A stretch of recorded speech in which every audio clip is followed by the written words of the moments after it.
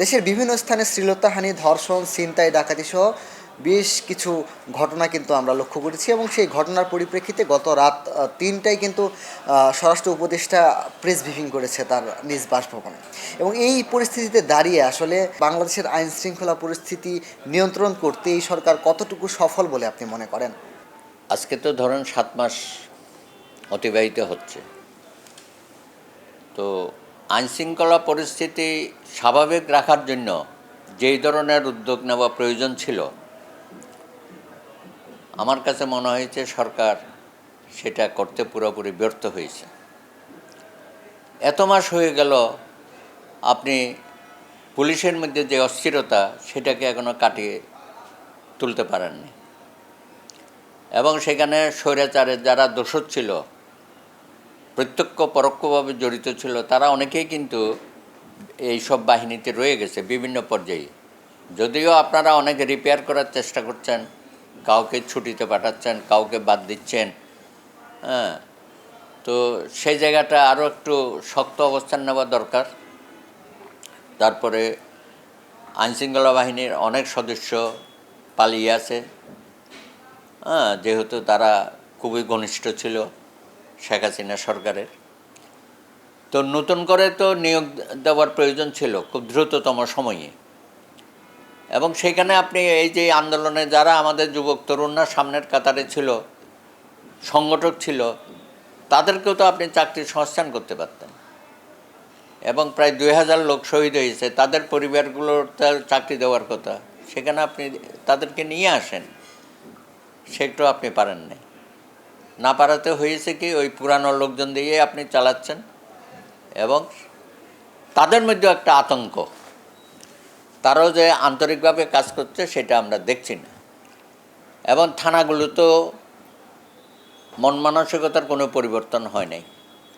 স্বৈরাচাররা যেভাবে পুলিশকে দলদাসে পরিণত করেছিল, এরা ঠিক দলদাসের মন মানসিকতা না থাকলেও কিন্তু ওদের মন মানসিকতার মধ্যে তারা যেন একটা আবদ্ধ হয়ে গেছে।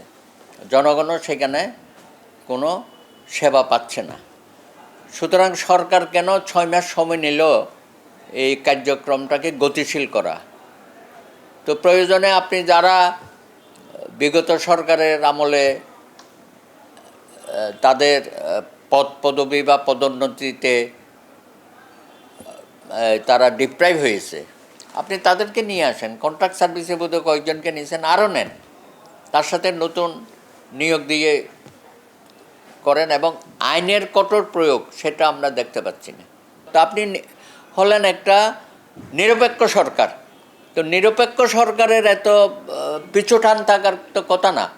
আপনি জনগণের স্বার্থে যে কোনো উপায়ে আইনশৃঙ্খলা পরিস্থিতি রক্ষা করার জন্য এবং জনগণকে স্বস্তি দেওয়ার জন্য, শান্তি দেওয়ার জন্য যে কোনো দৃঢ় পদক্ষেপ গ্রহণ করবেন এবং সকল দল আপনাকে সমর্থন দেবে।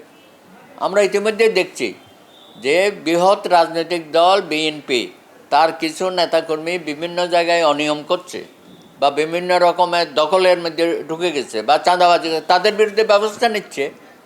দল হিসাবে তারা ব্যবস্থা নিচ্ছে। প্রায় ৩,০০০ নেতাকর্মীকে তারা অবমুক্ত করেছে, পদ থেকে বাদ দিয়েছে।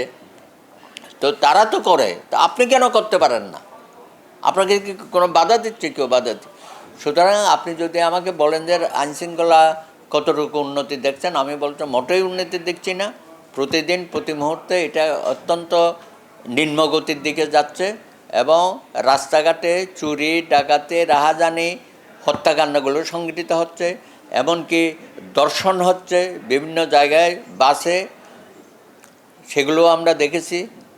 আমাদের স্বরাষ্ট্র উপদেষ্টা হঠাৎ গতকাল রাত ৩টার সময় প্রেস ব্রিফিং করেন। এটা তো পুরা জাতি একটা অস্বস্তিতে পড়ে গেছে। এমন কি ঘটনা হলো রাত ৩টায় আপনাকে প্রেসে আসতে হলো? তো পরে তো দেখা গেল যে না, তেমন কিছু না। হ্যাঁ, যে আপনি বললেন যে আজকে থেকে নাকি অনেক কঠোর সিদ্ধান্ত আপনি, আমরা দেখতে চাই যে আপনি কতদূর কী করছেন। সুতরাং আমার মনে হয় এই বিষয়টা সবার আগে প্রায়োরিটি দেওয়া উচিত সরকারের। আপনি তো প্রায়োরিটি বুঝতেছেন না, কোনটা আগে করবেন কোনটা পরে করবেন। এখন সব কিছু বাদ দিয়ে আপনি এই আইনশৃঙ্খলা পরিস্থিতির উন্নতি করেন, জনগণকে স্বস্তি দেন, শান্তিতে বসবাস করতে দেন, পরিবার পরিজন নিয়ে মানুষজন যাতে চলাফেরা করতে পারে, দৈনন্দিন তার পেশা এবং সাংসারিক কাজকর্মে অংশগ্রহণ করতে পারে, সেই ব্যাপারে গুরুত্বপূর্ণ পদক্ষেপ আপনি নেবেন এবং তরুণ সমাজকে প্রয়োজনে এই ধরনের কাজগুলোতে আপনারা সম্পৃক্ত করেন। তাতে আমার মনে হয় কিছুটা আমরা রেহাই পাবো। ধুলো, ময়লা ও ক্ষতিকর ধূলিকণা থেকে নিমিষেই মুক্তি দেয় চৌধুরী এয়ার পিউরিফায়ার। এর শক্তিশালী সাকশন ঘরের কোনায় কোনায় লুকিয়ে থাকা সকল ধুলা টেনে ফিল্টার করে এবং বের করে আনে নির্মল ও স্বাস্থ্যকর হাওয়া। ছাড় দেওয়ার তো প্রশ্নই আসে না। আপনি অপরাধীকে কেন ছাড় দেবেন? যে আইন নিজের হাতে তুলে নিচ্ছে তাকে কেন ছাড় দেবেন?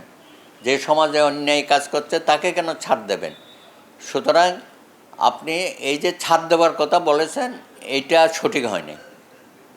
আইনের চোখে কেউ ছাড় পাবে না, সে যত বড় শীর্ষ নেতাই হোক বা সাধারণ নাগরিকই হোক। সুতরাং এইসব কথাবার্তা বলে মানুষের মধ্যে বিভ্রান্তি সৃষ্টি করা উচিত হবে না। আপনাদেরকে আইনের শাসন দৃঢ়ভাবে প্রতিষ্ঠা করতে হবে এবং ছাড় না দেওয়ার বিষয়টা তো আইনেই বলা আছে। আপনি কেন মুখে বারবার এই কথাটা বলছেন?